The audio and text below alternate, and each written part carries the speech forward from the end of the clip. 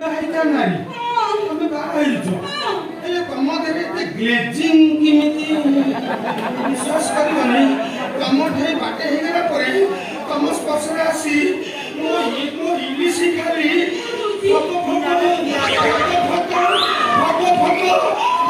ହେଇକି ଦେଉଛି।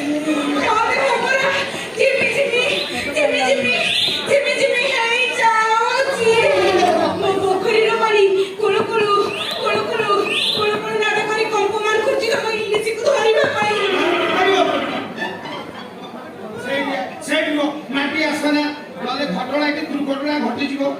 ଆଚ୍ଛା ତମେ ମତେ ପ୍ରଥମେ କହିଲ ତମେ ତ ଘର ଭିତରେ ଥିଲ ଘର ଭିତରେ ଏମିତି କଣ ଦୁର୍ଘଟଣା ଘଟିଲା ଯେ ଚିତ୍କାର କରିକି ଦୌଡ଼ିକି ଚାଲି ଆସିଲ? କଥା କଣ କି ଶୋଇଲଣି ଖଟ ଉପରେ ମୋ ଛାତି ଉପରୁ କରି ଶୋଇଥିଲି ଏମିତି ଚିତି ପଟାଙ୍ଗ ହେଇକି ହଠାତ୍ ଗୋଟେ ମୂଷା ମୋ ଗୋଡ଼ ବାଟ ଦେଇ